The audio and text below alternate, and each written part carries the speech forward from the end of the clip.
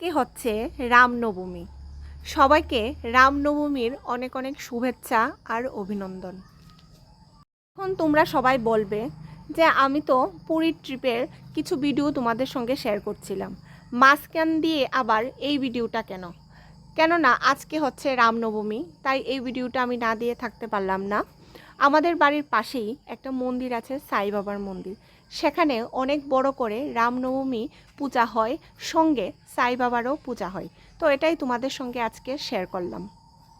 আমি হনুমানজিকে ভীষণভাবে মানি আর বিশ্বাস করি যে হনুমানজি আমাকে অনেক আপদ বিপদ থেকে রক্ষা করেছে। আমাদের ফ্যামিলির অনেক বড় বিপর্যয় থেকেও আমাদেরকে অনেকবার রক্ষা করেছে।